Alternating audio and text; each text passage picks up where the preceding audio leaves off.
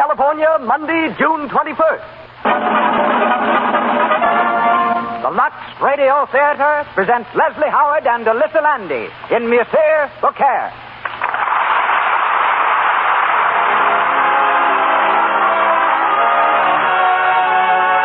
Lux presents Hollywood. This program tonight is your program, since your purchases of Lux toilet soap make the Lux Radio Theater possible. We are happy to bring you Monsieur Beaucaire and its celebrated performers, Leslie Howard, Alyssa Landy, Pedro de Cordova, and Dennis Green. Also, our guests, Ray Jones, ace portrait photographer of Universal Studios, and Evelyn Keyes, latest discovery of our producer, Cecil B. DeMille. Our conductor, Louis Silvers. On behalf of our stars, our guests, and sponsors, welcome to the Lux Radio Theater.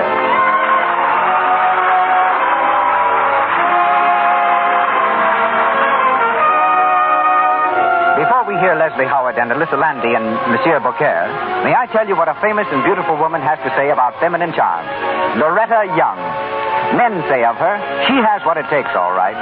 Women try to be like her, the biggest compliment of all. Here's what she says. No girl who isn't dainty can hope to be attractive to men. I'll tell you what I've discovered. My own complexion soap, Lux Toilet Soap, is the perfect bath soap. The active lather leaves skin smooth and really fresh, fragrant with a delicate perfume that clings. There couldn't be an easier, more delightful way to protect daintiness. Now, there's a tip we're sure thousands of women are going to follow. You couldn't buy a finer soap than Lux Toilet Soap if you paid $1 a cake. Yet, because so many of you buy it, its price is modest enough for the most careful budget. And now, our producer. Ladies and gentlemen, Mr. Cecil B. DeMille.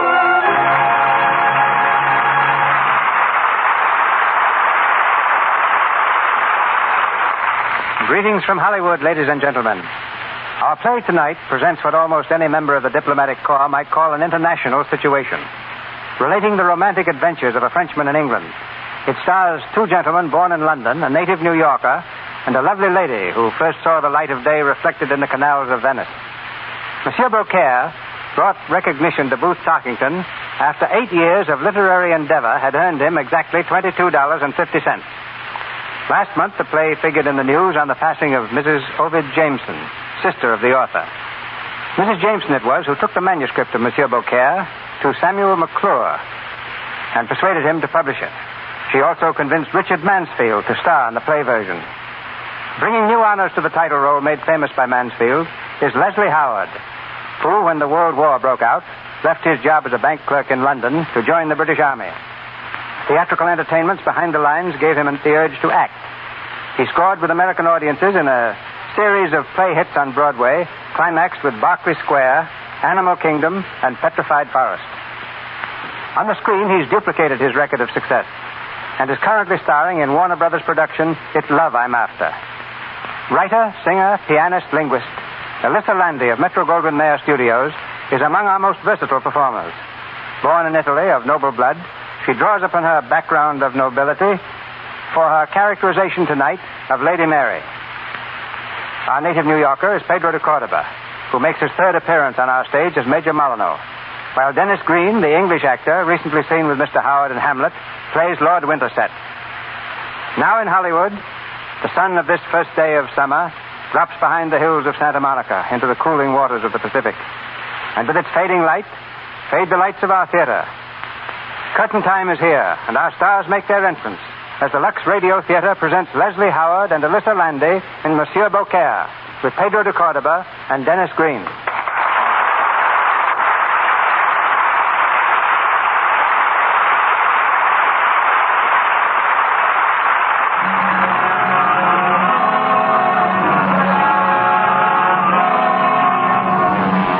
It's a stormy night in the early part of the 18th century. Off the coast of England, a full-rigged brigantine, bound for Dover, makes slow progress through the heavy seas. On the spray-lashed quarterdeck, Captain Badger, in command of the ship, raps out his orders.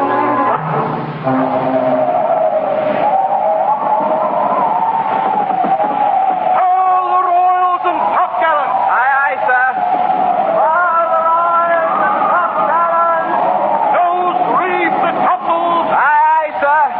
Those reef the topsails! Anything more, Captain Badger? That'll be all. Keep it out of close sail until the blow lets up. Aye, aye, sir. I'm keep me informed. Aye, aye, sir. Oh, monsieur. Devil take you. What do you mean by vaulting round corners like that? You near threw me off my feet. 1,000 pardons, monsieur. Who are you, and what are you doing on this deck? I was merely taking a breath of air, but I find it rather damp. Come over here in the light. I've never seen you on deck before. No, monsieur. I've been keeping rather close to my cabin. You're a lackey, aren't you? A servant would be more correct, monsieur. Well, get below where you belong. Oh, he's your master. He shall hear of your impudence at once. Monsieur, there's some misunderstanding? There certainly is. This impudent scoundrel near knocked me off my feet. Is he your lackey? Why, he is my hairdresser. Hairdresser? Then you should know better than to let him come on this deck. Your name, sir? Monsieur, you do not know? Your name, sir. Most unfortunate, monsieur, as I do not want my presence aboard to be known. But since you make it imperative, I am the Marquis de Mirepoix. The Marquis de Mirepoix? Ambassador from France? I trust you will let this remain a secret between us, as I am on a special mission to England. Captain, Badger, sir. Captain Badger, and, I humbly beg your pardon, Excellency. I had no idea that you were on board. If I had... That is more than enough, Captain Badger. Yes, Your Excellency. Good evening to you, sir. You have made quite an impression on the captain, Monsieur le Marquis. Your Highness, please. Not here. I'm your hairdresser, not your Highness. Don't forget that. You better go back to the cabin. I tell you, Your Highness, by the time our Captain Badger lands, it will be known all through England that I am traveling incognito. But is that so terrible? But they know that I am your friend. No. They know you are a friend to the Duke d'Orléans. But I am not the Duke d'Orléans here. He is securely locked in his cell in Vincennes. Let him stay there, my friend. No one in England will know of my escape. François. Your Highness. Some wine, please. Yes, Your Highness. However, my dear Marquis, I cannot travel further with you. We must part at the end of this crossing. I must travel my way alone. But you cannot do that. I will not hear of it. But you are hearing of it. I shall not be known as your hairdresser, of course. I shall become a man in my own right. A Frenchman seeking, what? A cure in the waters at Bath. That will do. They say that Bath is a gay place at this season. Oh, Your Highness. Will you ever become sane again? Never. I shall change my name, of course. I shall be known as Monsieur Beaucaire. Mark the name, friend. Beaucaire. You may hear of it in your travels in England. Your Highness, please give up this mad scheme and return to France. To be shut up in prison again? No. The Duke d'Orléans is dead. Long live Monsieur Beaucaire.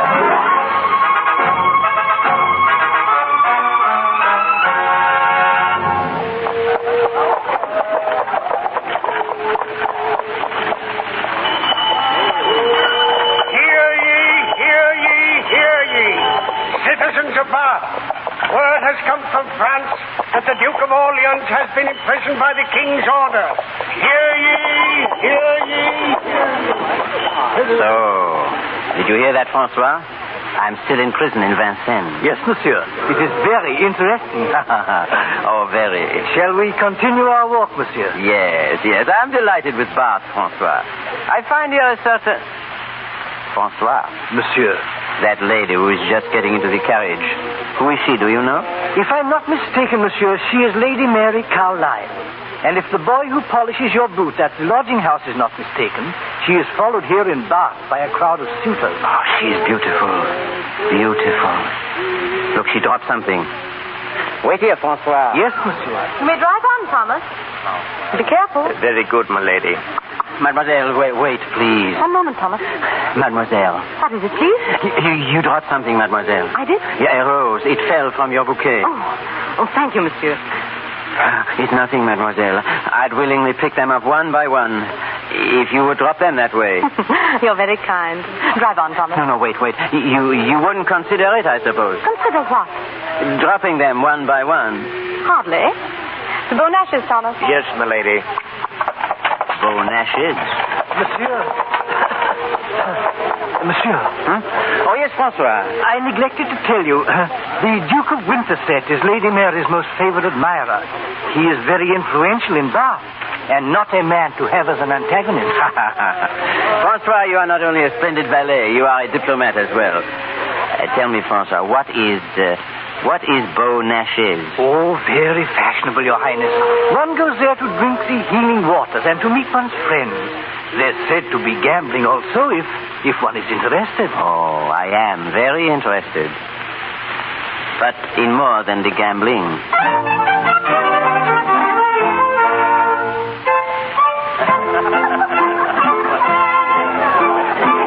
But really, sir, since you've returned to Bath this season, you've told us nothing about the Duc d'Orléans. Why was he imprisoned? You must have heard some news when you were in Versailles, Captain Berger. I don't know more anything about it than you do, Miss Lucy. The story has it that King Louis of France arranged a marriage between his cousin, the Duc d'Orléans, and the Princess Henrietta. Well, we know all that, but what happened, Captain Badger? Well, Miss Charlotte, the princess, it seems, was willing enough. But the young Duke refused the match. Oh, but why? Oh, there was some nonsense about not marrying unless there was true love on both sides. Oh, how romantic. And the king clapped him into prison for that? That's what they say. Of course, the Duke is, stupid, to say the least. Miss Lucy. Oh, here is Major Molyneux. Perhaps he'll know something about the Duke. Miss Lucy, I've been looking for you. We want some information about the Duc d'Orléans. Tell us what he's like, Major Molyneux. I've never seen him, but they say he's the best actor in Versailles. He speaks English well, loves cards and the dice, and fortune favors him in both. He's the finest swordsman in France, is gay, debonair, and that's all I know. Ah, but what does he look like? Why not ask a Frenchman? I will. There's a Frenchman stopping here at Bath, Monsieur Beaucaire. We'll find out from him. He's sure to know. Monsieur Beaucaire? Yes, who is this Monsieur Beaucaire? I've heard nothing but Monsieur Beaucaire ever since I've come from France. He seems to have completely captivated the ladies. He's been coming here to Beaunash's every evening for a week. I do believe he's looking for someone. And he's asked about my cousin twice. What's that, Miss Lucy? You mean he's asked after Lady Mary? Yes, it is strange. She assures me that she doesn't know him. The Duke of Winterset said she'll hear of this. He's jealous of her even now. And if this Frenchman is trying to... Here he is now, Captain. Good evening, Monsieur Beaucaire. Ah, Miss Lucy, Miss Charlotte. May I present these gentlemen, Major Molyneux? Your servant, sir. Your servant? And Captain Badger, Monsieur Beaucaire. Monsieur, haven't we met before? I don't believe so, Captain Badger. I'm sure I would have remembered it. But there's something about you that... perhaps I'm mistaken. Yes, perhaps. Monsieur Beaucaire, have you ever seen the Duc d'Orléans? What is it you say? Have you ever seen the Duc d'Orléans? I beg you to forgive me, but that gentleman, the Duc d'Orléans, he has made a great deal of trouble for me in my life. Is it possible? You mean he is your enemy? My very worst enemy. I ask you to forgive me, but I'd rather not speak of him. Just tell us that he's very handsome, monsieur. I've heard he behaves very badly. I can tell you nothing, mademoiselle. If you will excuse me, please. I was about to take a stroll in the garden. Well, of course, monsieur. Really, I'm all equipment. Monsieur Beaucaire. Monsieur Beaucaire. Yes, Major Molyneux. Forgive me for following you out here, but I must speak to you at once. If I can serve you?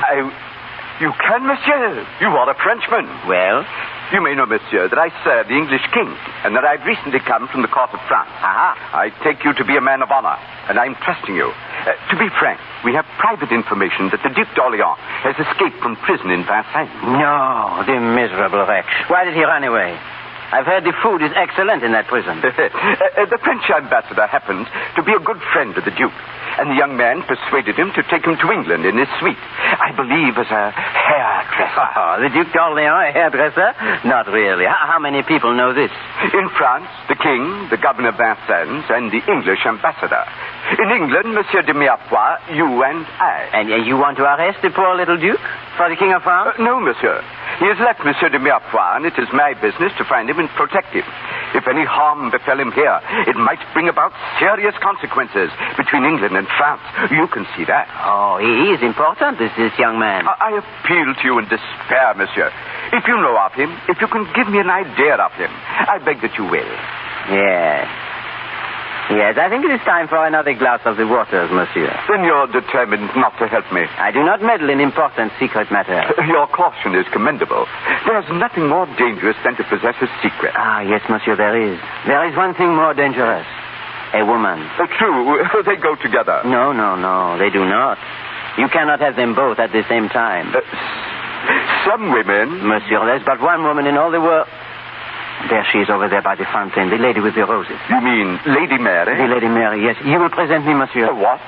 I shall consider it a great favor. I shall ask her permission to present you. But why should she refuse? Because she is a great lady, monsieur. And if you'll forgive me... I am not a great gentleman. Very well, monsieur. I shall have to present myself. Adieu.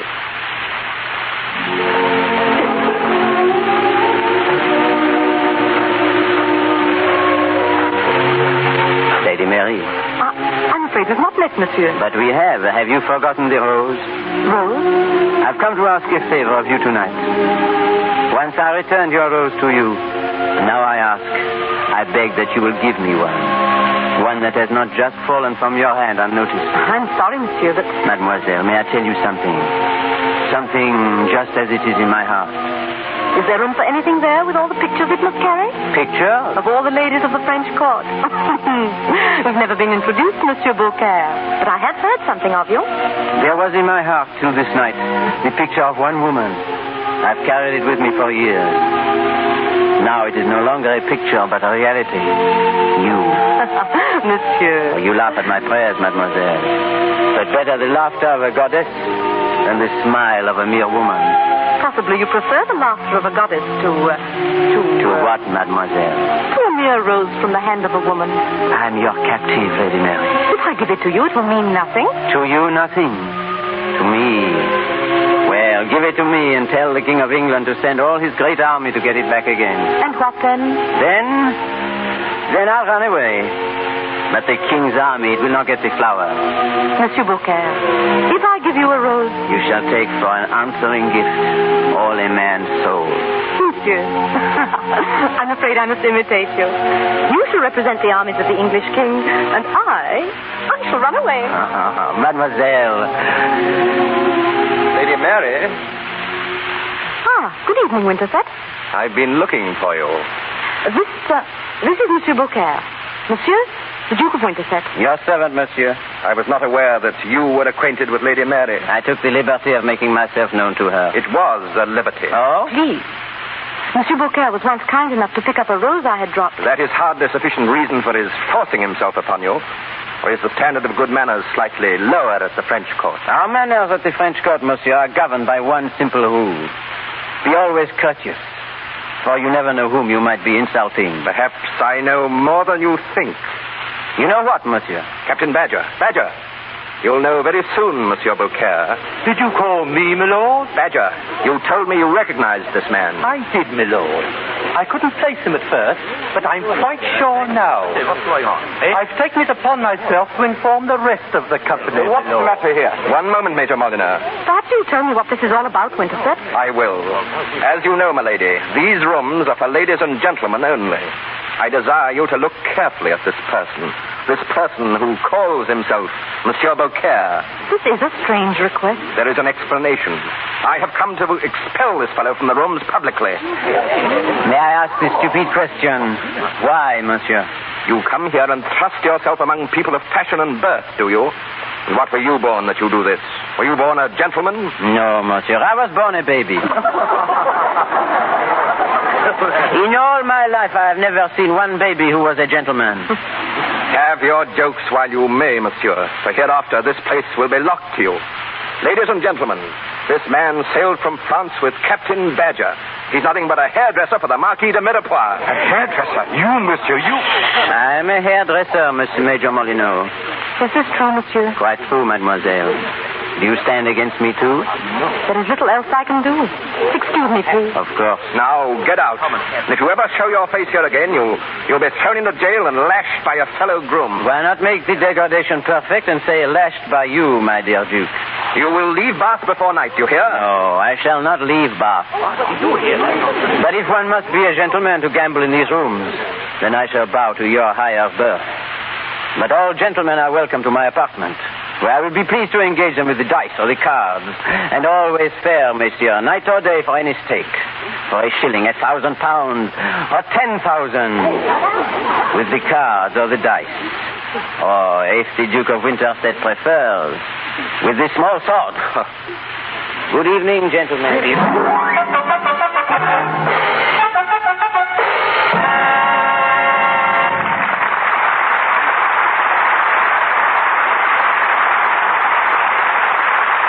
Now we're going to take you for just a moment over to Universal Studios, where a party of visitors is being shown around. They've walked down real streets lined with stores and tenements, with chateaus and brownstone houses. They've gasped at a big moored ferry boat that turns out, when you walk a little farther, to be only half a ferry boat standing on dry land. Water and wave effects to be artificially produced when the need arises. Now our visitors are in one of the huge studio buildings. The official guide is speaking. And this is the Star's dressing room. At present, being used by Diana Durbin. Oh, it's thrilling to actually see this room. Look at the dressing table. Lights all around it. What a test for complexion. Well, James, everybody knows that movie stars have to be especially careful of their complexion. And here's the Lux toilet soap she uses. Big as life. Movie stars have learned through long experience that Lux toilet soap is an ideal protection against the choked pores that cause cosmetic skin. If you're bothered by tiny blemishes, dullness, enlarged pores, better begin today to follow this simple rule. Before you put on fresh makeup, always before you go to bed, use Lux toilet soap. When you begin to use this soap, you'll say to yourself, I understand now why 9 out of 10 screen stars use it. Back now to Mr. DeMille. We continue the story of Monsieur Beaucaire, starring Leslie Howard and Alyssa Landy. 2 weeks have passed since Beaucaire was exposed as a hairdresser before the Society of Bath. But still he's not given up hope of winning Lady Mary's attentions. He's remained at the watering place, where he's opened a gaming house. It's morning, and in the reception room, we find Beaucaire with Major Molyneux, who has just entered. Your Highness. Ah, my friend, my very good friend. I come to serve you, if I must, but first to remonstrate. Remonstrate? To beg that you declare yourself as the Duc d'Orléans. My friend, there is no use. You alone have found me out. But still, I make my little plan. Oh, your plans will break your heart if someone doesn't kill you before that. You're throwing your heart away upon a coronet, a book of heraldry. I tell you, Lady Mary is a stone. Stone to any but a duke. Well, I'm going to be a duke, eh? Perhaps even tonight. What? Listen, my friend. You say I throw my heart away upon a stone. You say she is a coronet and a book of heraldry. But I say she is a woman, and a woman with a heart. Someday you will know I speak the truth. I will prove it to you and to myself. If you would only tell her who you really are. No. I've told you that I still make my little plans. Tonight, some of the high-born gentlemen of the town come to try their luck with the cards. Among them, Milord Winterset. Winterset? Coming here? Oh, he's been coming for a week. As much as he despises me, he loves the money I have permitted him to win. Tonight he comes again. To cheat, as usual. Cheat? He always cheats. But this time I plan to catch him at it. He'll be very angry, my friend, but so will I. There will be words. Perhaps even a fight. Oh, no. Oh, yes, a fight. Oh, Your Highness, you must. My friend, listen. In all my years, they have never allowed me to have a fight. Think of that. Not one little fight. Of course, I don't wish to hurt anybody, and I haven't any bad feeling, but I don't think all the money I paid out for fencing lessons should be thrown away. Look, my friend, is it so terrible of me to want just one little fight? But, Your Highness, what has this to do with your plan? You said... Yes, we shall come to that. The Duke of Winterset and I shall play in the private room upstairs, alone, of course.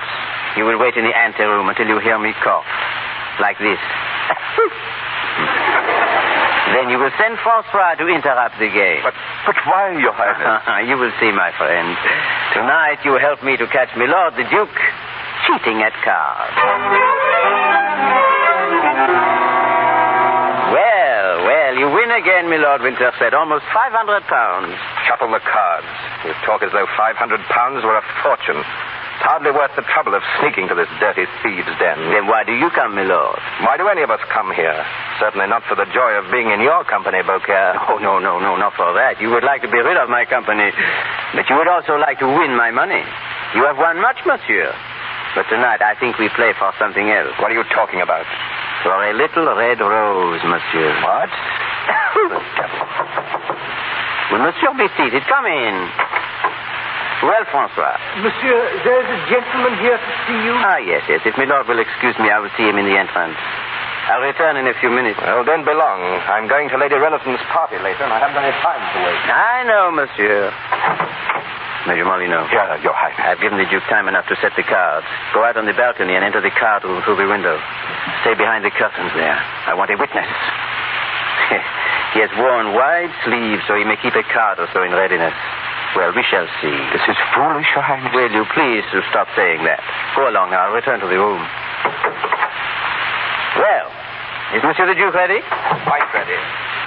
And I think, since you were talking of stakes a while ago, that we should raise the stakes tonight. Raise the stakes? You want to ruin me? I say 3 cuts of the cards and triple the stakes. Are you afraid? I think I'm always afraid, monsieur. I'm afraid of the dark, but that is what makes it fun. Life would be dull if one were not a coward. Then what do you say if we triple the stakes again? What? Triple what we have already tripled?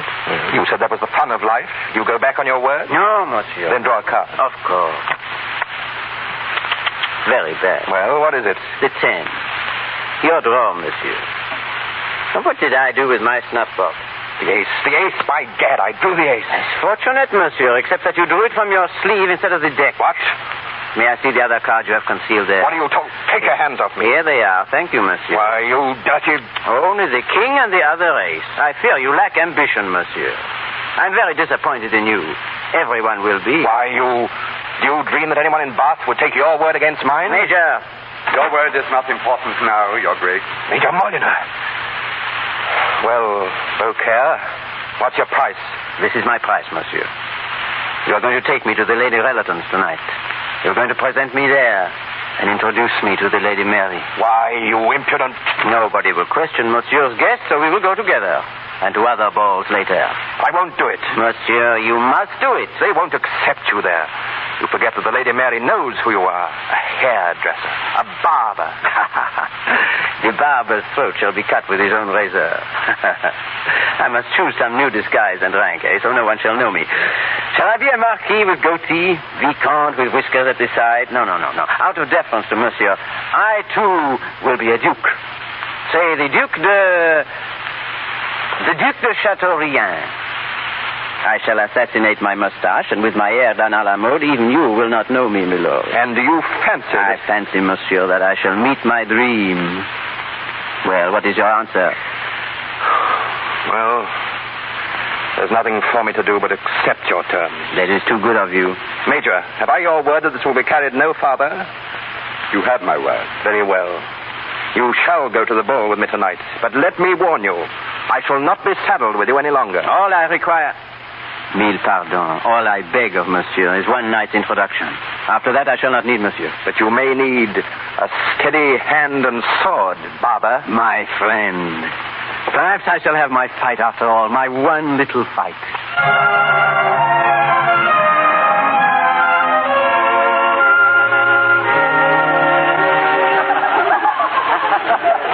Well, Major, do you think I look like a duke? It's a miracle, Your Highness. You're as different as night from day. Not like Monsieur Beaucaire? No more than I am. Good. The barber has shaved himself, Major. My poor mustachio is gone for good, I fear. What a man will not do for love. I've often wondered at it, monsieur.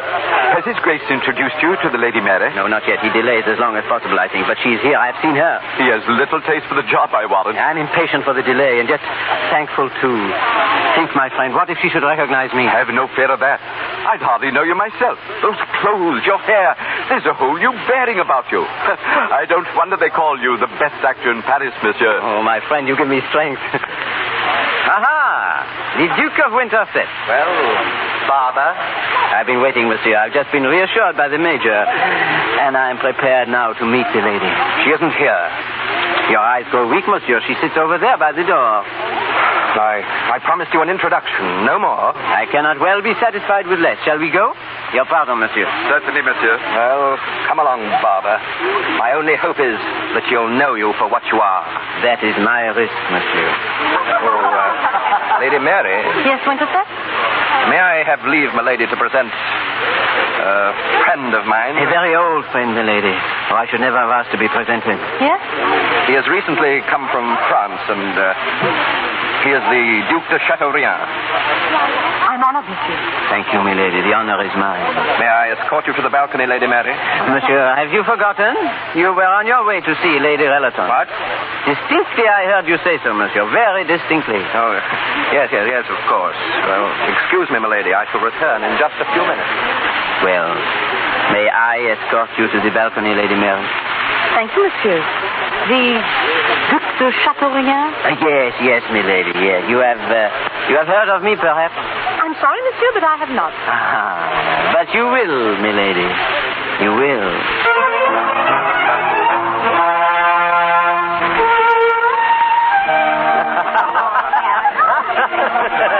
There he is. That is Monsieur Duc de Chateaubriand. We met at Lady Relaton. Isn't he fascinating? I wonder who he is. Yes, I have. Chateaubriand. And they say Lady Mary is completely captivated by him. But they met only a week ago at Lady Relaton. Yes, I know. That's what I caught up. Yes, but the Duke of Winterset was the one who presented him last week. And now he's burning with jealousy. It's too amusing. There he goes, out into the garden with her. See him, Badger? Aye, and a favour, my Lord Winterset. I don't like that Frenchman. Like him. Your Grace. Blackie, another glass here. Yes, Your Grace. Is that the way you feel toward him? I hate him. Then why did you introduce him at Lady Relaton? Why? No fault of mine.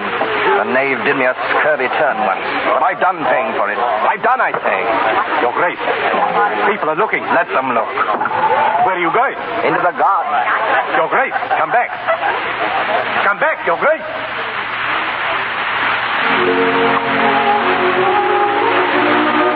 Shall we sit here, Lady Mary? You asked if I would like to walk in the garden, monsieur. And you said yes. Well, we have walked. Now I make another request. May we stop walking, please? If you wish. Lady Mary, this whole week have I known you, and only once have I seen you alone. Has there been any reason to see me alone? The very best of reasons. The first time to tell you that you are the most charming, the most gracious, the most beautiful of all ladies. And now? And now to repeat it all over again. Not with the very same words, monsieur. With the same words, yes. Well, that is stupid, is it not? But men cannot all be poets, nor all poets suitors. And even if I were the best of bards, my tongue would still trip and my rhymes sound out of key when I try to speak of you, milady. Your tongue does not trip, monsieur. It hints rather that you're adept at making pretty speeches. That only proves the inspiration. We English women have come to believe that too great smoothness of speech indicates the artist rather than your true... Your true lover? Mademoiselle, your name in France, we say it Marie. The English way, I think, is so much sweeter. They say Mary. Monsieur. Yes, the English way is so much better. Mary. Monsieur, you say my name... As if it were a prayer. It is a prayer to me. A prayer that I may call you by that name often. I think we should go in. We're forgetting the guests. Must we go in? It would be better. Do you doubt me, milady? Do you doubt my love for you? Is that why you turn from me? That which is so near heaven must ever wear the snow. It is so high. But I'd rather the snow were not so cold toward me. Look at me, Mary. No, please. Why, Mary? I'm afraid that you would see that toward you all the chill has gone from the snow. Long, long ago. Oh, Mary, my beautiful. What was that? I heard nothing. There's a man there. A man hidden in the shrubbery. Over here, a Frenchman making love. The Duke of Winterset. A neat lesson, Frenchman. You are adept at fancy speeches. Winterset, please. It is nothing, mademoiselle. His lordship has lingered too long over the bottle. It has given him false courage. Draw your sword. I wear no sword here. Then a worse luck for you. No. The wine has unsteadied your hand, my lord. Are you hurt, monsieur? It's just a scratch on the shoulder. Oh. Stand away and let me run him through. You can't murder the Duke in cold blood. The Duke. My Lord Winterset, what has happened? The Duke of Winterset has wounded an unarmed man. Lady Mary, I would tell you, this so-called Duke is of silence. You saw, gentlemen. If he dies under your whip, you saw the villain struck me. Do your duty and be quick. Come with me. One moment, please.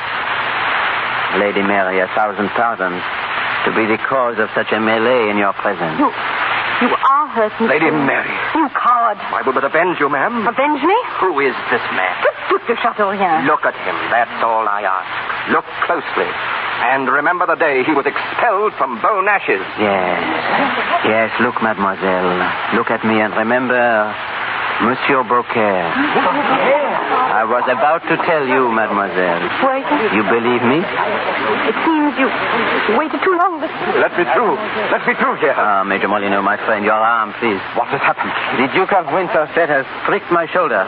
It is nothing. He lingered in the shrubbery until... Enough of this. Take him away. You fool. My friend, this is for me. 1 week from tonight, I shall meet these gentlemen in the assembly rooms. You shall be my second. Monsieur, you're hurt. Take him away. I shall leave myself. But I promise you, Lord Winterset, that when we meet 1 week from tonight, you will again be found in the shrubbery. We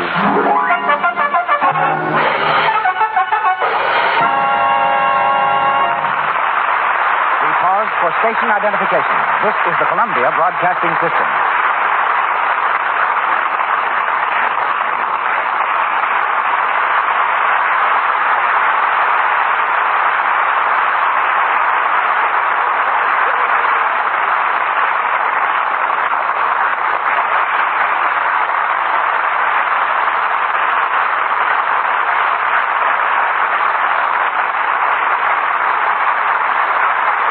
We continue shortly with Monsieur Beaucaire. A few weeks ago, a member of my staff brought a young girl to my office who had recently come to Hollywood from her home in Georgia. Her name is Evelyn Keyes. Like thousands before her, she came without knowing anyone in the films, without any experience as an actress, but I thought I saw in her the essentials of a sensational new star. Though she's never faced a picture camera, she'll have an important part in my next film, The Buccaneer. And she's the first actress in more than 10 years whom I've placed under personal contract. In 25 years, I've made 3 mistakes in choosing star material. She may be my fourth. I can't predict. I can only guide her. Her success from now on rests with her and with picture audiences. For the present, let's hear from Miss Keyes. I'm just beginning to realize the tremendous opportunity you're giving me, Mr. DeMille. And the more I realize it, the more frightened I become. Frightened of me? You and everyone else in Hollywood. Your name has been magic to me since I was 6 years old. I know that I have a great deal to learn. It's so much, in fact, that I can't understand what made you give me a chance. Maybe you'll tell me now. Well, some of the reasons may amuse you. You impressed me because your voice wasn't squeaky. You dressed simply, acted like a lady, and because I saw in your face a good screen on which to watch the emotions of life pass by. When you gave me that lesson in diction the time I was introduced to you, I thought at first you were just making fun of me. Why? Because I asked you to recite Peter Piper the Pepper Picker? Yes, I guess so. Well, that little piece of literature, Evelyn, is one of the finest tests of diction I know. I can see that now, and I've learned it by heart. Would you like to hear me? I would if you do it well. Peter Piper the Pepper Picker picked a peck of pickled peppers. A peck of pickled peppers did Peter Piper the Pepper Picker pick. If Peter Piper the Pepper Picker picked a peck of pickled peppers, where is the peck of pickled peppers that Peter Piper the Pepper Picker picked? Not bad, Evelyn, not bad. As a beginner, I think the audience would be interested in your daily routine. Well, I live at the Studio Club. That's a residence club for about 100 girls like me who are connected with pictures but don't make much money. A lot of the famous stars helped organize it, and Mrs. DeMille is one of the directors. It's near Paramount, so I can walk to work. Stars like Zazie Pitts and Maureen O'Sullivan used to live there, too. I go to the gymnasium every day, and every other day I study with Oliver Hinsdale at Paramount, learning acting and diction. Mr. Hinsdale is teaching me a wide variety of characterizations. These are excerpts from different plays. Then I act them out for him with 1 or 2 other actors who are also beginners. I still have a Georgia drawl that I'm trying to overcome. Right now, Mr. Hinsdale is teaching me proper vowel sounds. It may sound a little silly, but I have to repeat such lines for him as, "How now, brown cow?" and "Mumbo jumbo, god of the Congo." I'm also learning to recite the Raven. What in Hollywood has impressed you most? The huge studios, the handsome actors, the climate, or what? I'm afraid what's impressed me most of all are the little houses sitting up all over the hills that surround Hollywood. I haven't met any big stars, I've never been to the Trocadero, and I haven't any boyfriends yet. Of course, the biggest thrill I had was getting that contract from you. Next to that, though, is my being here in the Lux Radio Theater, and a program that I used to listen to back home when Hollywood was just a dream. But I didn't have to be told how good Lux Toilet Soap is. I've used it ever since I was a little girl. I was delighted to find that it's the official soap at Paramount Studios, too, and to hear that it's preferred by practically every star in pictures. I knew that someday I'd get to Hollywood, and I knew that complexion would mean a lot. So I've given mine the best care in the world, and that's Lux Toilet Soap. Lux complexions do help, Evelyn. But what would you have done if you'd had to keep going from one casting office to another, and never the sign of a job? Well, that was something I just refused to think about, Mr. DeMille. My greatest hope is that I'll justify the confidence you've placed in me, and I've never meant it more than in saying thank you to you now. Good night, Starlet.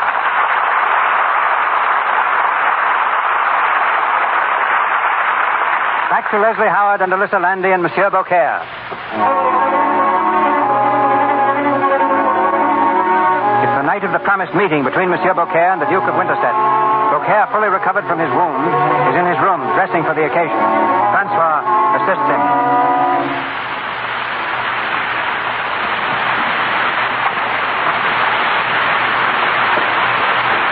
Our very best waistcoat, Francois. We must make a good impression at the assembly rooms tonight. Yes, Your Highness. I have had it widened at the shoulder. It will be more comfortable over the bandage. Splendid. My arm must be free tonight, Francois. Free for the sword, or to hold me, lady. You are really going to see it through, Your Highness? Oh, I'm looking forward to it. They say the Duke of Winterset is the finest swordsman in the Three Kingdoms. Perhaps, but not in the four. No, you can't dissuade me, Francois. Tonight I have my little fight.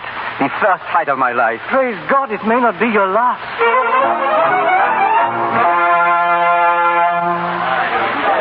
Not a sign of him here. Past 9 o'clock, and Monsieur the Barber doesn't dare to show his face. I've heard that the Marquis de Mirepoix has just arrived in Bath. No doubt Monsieur Beaucaire has resumed his former position to His Excellency and can't get the evening off. Lady Mary has just come in. Your pardon, gentlemen. Lady Mary. My dear Duke. May I have the honor of accompanying you to the assembly room? Please, not yet. There's so many people in there. Are you faint, ma'am? I'm tired, Winterset. Tired of being stared at. Ever since that night, I see them looking at me, watching, laughing. There is one way of stopping their idle tongues, ma'am. And that is? Allow me to announce that you will shortly become the Duchess of Winterset. It will save appearances. Appearances. We waste our souls for appearances. We sell our realities for them. We paint pictures of ourselves, smiling always, and use our heart's blood for the pigments. Ma'am? I'm sorry. I am tired. It may be unbecoming to remind you, but you owe me at least some slight consideration. For saving me from the impostor? Yes. I owe you all that gratitude can give. And I won't shrink from payment of my debt. Then I may announce it? If you wish it. Mary. Your pardon, ma'am? Yes, Major Molyneux. Yes, Major Molyneux. Your cousin, Miss Lucy, asks if she may see you in the West Room at once, please. My cousin Lucy. Is there something wrong? Oh, I think not, ma'am. But she wishes to see you alone. Thank you, Major. Excuse me, sir. Lucy, where are you? May I lock the door, Lady Mary? You? I'd rather no one interrupted us for a while. Major Molyneux said my cousin was here. Yes, a shameful ruse, Lady Mary. But I'm the one responsible for it. I had to see you alone. I had to speak to you. I'm not interested in what you have to say, monsieur. We heard it all a week ago. I said nothing then, mademoiselle. I had not the strength. No shoulder. Yes, I'd been stung by a wasp. It was nothing, but the sky went round and the moon danced on the earth. I didn't wish the wasp to see that he had stung me, so I said only what I had the strength to say. Then you're not an impostor. Mademoiselle, I am. But is that the end of everything? Have you no faith in romance?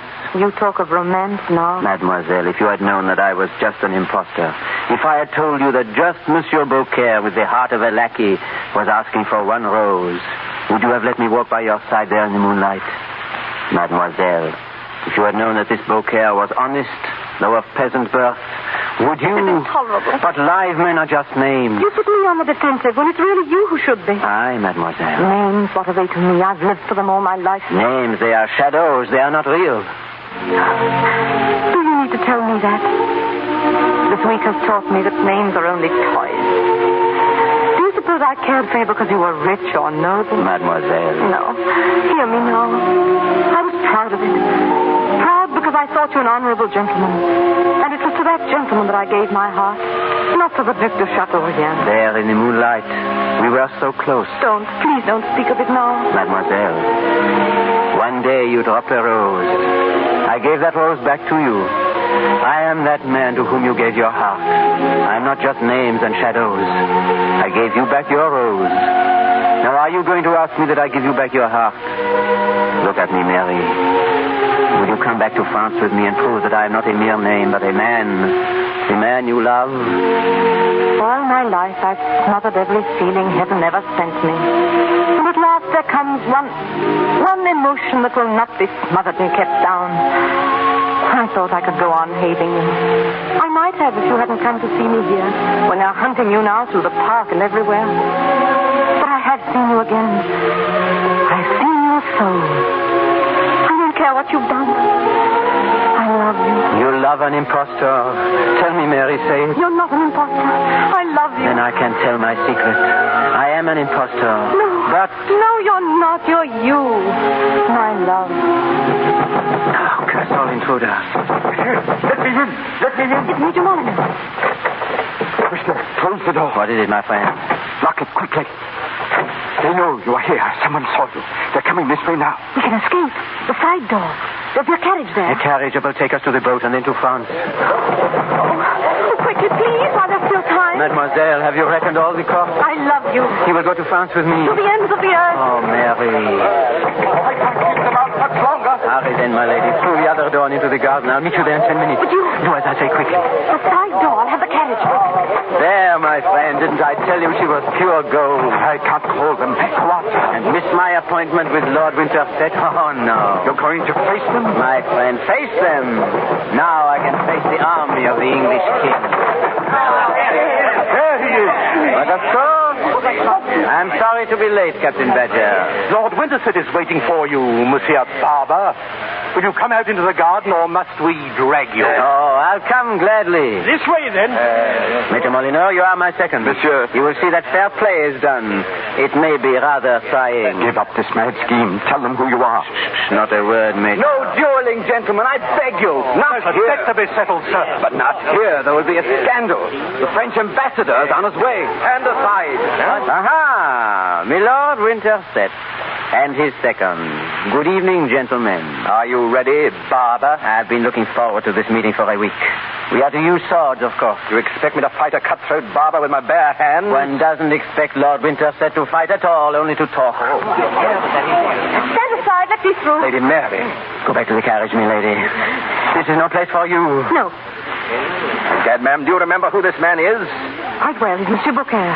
You see, my lord, there are times when even I have cards up my sleeve. On guard. At your service, monsieur. No, no. Gentlemen, put up your swords. The ambassador of His Most Christian Majesty King Louis of France, the Marquis de Mirepoix. At a time like this. Your master, Barber. Monsieur, you safe? My dear Marquis, you come to spoil a very good fight. Couldn't you have waited a little while? Monsieur, you need wear your disguise no longer. I know. I've been forgiven again. Oui, His Majesty King Louis His Majesty King Louis has spoiled the only fight I ever had in my life. I shall never forgive him. Lord Winterset challenged me because I've been your hairdresser. My honored gentleman, I frowned against his mad humor, but he insisted. But who is he? One moment. Gentlemen, there is one thing I must ask of you. There is a man here who has forfeited his honor. He played cards with me and cheated. Then, on condition that I would not expose him, he introduced me at Lady Rellerton's ball. He introduced me at the cost of his honor, then betrayed me to redeem it. That liar, that card cheat, that coward. He stands there, Monsieur le Duc de Winterset. By heaven, I'll know the real name of the man who dares bring such a charge. May I? I suppose you must. Gentlemen, permit me to have the honor to present to you His Royal Highness, Prince Louis-Philippe de Valois, le Duc d'Orléans, Duc de Chartres, Duc de Nemours, Duc de Montcorbier, Comte de Beaujolais, First Prince of the Blood Royal, First Peer of France, Lieutenant General of French Infantry, Governor of Dauphiné, Knight of the Golden Fleece, Grand Master of the Order of Notre Dame, of Mount Carmel, of St. Lazarus in Jerusalem, and cousin of His Most Christian Majesty, the King of France. Mon Dieu, what a memory he has. His Royal Highness, the Duc d'Orléans? The Duke of Orleans will hear from me within the hour. Monsieur. And whoever carries your message will receive a sound beating from my servant. Withdraw, please, gentlemen. This way.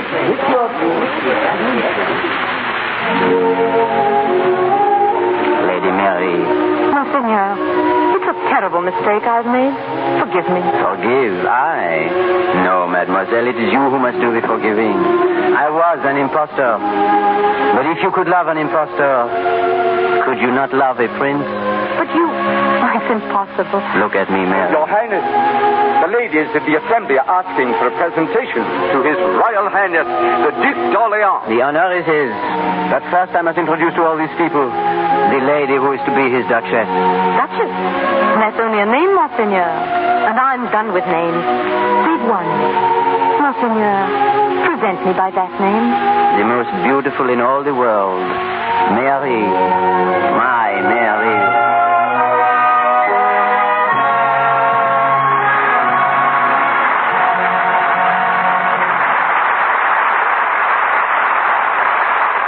Before Leslie Howard and Alyssa Landy join us again, we'll have a word with Ray Jones of the new Universal Studios. Every motion picture requires three types of photographers. The cameraman and crew who film the story, the still man who takes a still picture of every individual scene, and the portrait photographer who shoots those off-screen photographs of your favorites that you see in the newspapers and magazines. Mr. Jones is one of the latter. An expert who, during almost a quarter of a century in Hollywood, has photographed the stars at 6 major studios. Yes, including Paramount, where I recall making 600 pictures for you and Cleopatra. I remember it particularly because 600 is about twice the number we usually take. Mr. DeMille is one of Hollywood's most ardent believers in still and portrait photography. The title portrait photographer explains itself. But as an ex-still man, Ray, why not a few details on that phase of picture taking? For instance, why are so many still pictures never seen by the public? Many still pictures I made solely to help the director. Every set where a scene is shot, every costume, makeup, and hairdress of important players is photographed. This is to make certain that we'll know tomorrow exactly what the scene and actors look like today. It eliminates movie boners. For instance, in the road back at Universal, pictures were made of even the haircuts of all the leading male players. We turned these pictures over to the barber who cut their hair every 3 days to keep it at the same length. And what about the 10-acre set Universal built for that picture? Well, it's the largest standing set in Hollywood. It has 38 buildings, a public square, a battlefield, cathedral, and railroad station. Some of the other figures might also interest you. There are 10 miles of barbed wire out there and 80 cases of authentic furniture imported from Germany. There were 7 weeks of night work, and the lighting was so powerful that airplanes reported seeing it 113 miles away. During the day, one man was kept at work doing nothing but watching clouds, so the shooting wouldn't be interrupted at a crucial point by the passing of a cloud before the sun. Now, getting back to portraits, Ray, what type of girl photographs best? A girl who has a smooth, soft complexion and a nice coat of suntan. Neither makeup nor photographic skill can take the place of a fine skin. A poor complexion calls for lots of makeup, and lots of makeup takes away the fine effects that we create through lighting. This is known by everyone in Hollywood, particularly the stars whom I know use Lux toilet soap constantly to keep their complexions in perfect condition. I think I can speak for all the photographers in Hollywood in saying Lux soap has made our jobs a great deal easier and our the results a lot finer. Women fall into 4 general complexion types. The very dark girl, the very light girl, the red-headed girl, and the suntan girl. She, as I said, is my favorite. She is the only type who can be photographed well without makeup. The best pictures, you see, will always be the ones that look the most natural. And now, my thanks to you all. Fine fade out, Mr. Jones. Our stars shine again as we come now to a brief session with Leslie Howard and Alyssa Landy. Thank you, C.B. You know, Elisa, Mr. DeMille and I beg your pardon. I'm gone. That's quite wrong. Mr. DeMille and I used to be neighbors. I rather miss being away. The DeMilles had a very nice tennis court, usually occupied by the Howards when the DeMilles wanted to play. And taking it by and large, you're a pretty good neighbor, Leslie. In spite of the temptations, you never once exercised your polo ponies on my front lawn. Oh, but I might have if I ever had a chance to play polo over here. That's something I usually must wait for till I get back to England. Keeping you busy, are they? Well, I'm too busy for polo. I've just finished a picture for Warner Brothers, and I'm just going to begin another for Walter Wanger. That one's called Stand-In. In that, I play the vice president of a bank. You know, I used to be a clerk in a bank once. That shows you what perseverance will do. And reminds me of a charming Lewis Carroll verse about a banker's clerk. He thought he saw a banker's clerk descending from the bus. He looked again and found it was a hippopotamus. If this should stay to dine, he said, there won't be much for us. And I remind you of that, eh? That's very flattering. And very touching. But I think Leslie's poetry in The Scarlet Pimpernel was much better. I'd heard you talk about you doing a sequel to that picture. Well, it's possible, Alyssa. I'm going back to England this summer to try my luck at being an actor-producer. We'll do either the sequel to The Pimpernel or a picture called Bonnie Prince Charlie. You know, playing in Monsieur Beaucaire tonight makes me think of England, too. I was just a little girl when I first saw the play in London and danced the minuet. That was long before I ever thought of becoming an actress. But I distinctly remember hoping that if I ever did become an actress, I'd have the chance to play Lady Mary. I always thought it was a charming part. So you see, wishes can come true, and once again I'm indebted to that excellent Lux toilet soap. The last time you were here, Alyssa, you were hard at work on a play. Have you finished it? Yes, and I've finished another novel, too. The play is set in Hollywood. Now all I have to do is to find a publisher for the novel. Good night, Mr. DeMille. Yeah, and if you find any publishers or an odd hippopotamus or two, just think of us. Goodbye. To you, Mr. Howard and Miss Landy, our thanks. Mr. Howard appeared through courtesy of Warner Brothers. Miss Landy, Metro-Goldwyn-Mayer. Mr. DeMille, Paramount. And Louis Silvers, 20th Century Fox, where he is in charge of music for the new film, Wee Willie Winkie. And here is Mr. DeMille. Next Monday night, the Lux Radio Theater presents what is probably the greatest, certainly the most exciting newspaper play ever written. The Front Page by Charles MacArthur and Ben Hecht. The play brings to our stage one of the most remarkable gentlemen of our generation, a newspaper man who has brought a new style to journalism, a new idiom to the English language, and a new star to Hollywood, Walter Winchell. And starring with Mr. Winchell, Joan Bennett and James Gleason. One of the great news stories of the week, and one of the great enterprises of the age, is the round-the-world flight of Amelia Earhart. Tonight, Miss Earhart is in Java. And next Monday night, if she continues her flight on scheduled time, she will be here as our special guest in the Lux Radio Theater to tell you in person for the first time since her return something of her adventures on the trip. However, if Miss Earhart is delayed en route, she has graciously consented to keep her date with us here on July 5th.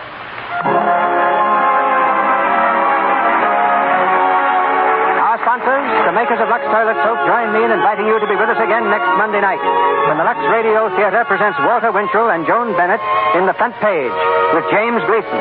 And if possible, as special guest, Miss Amelia Earhart.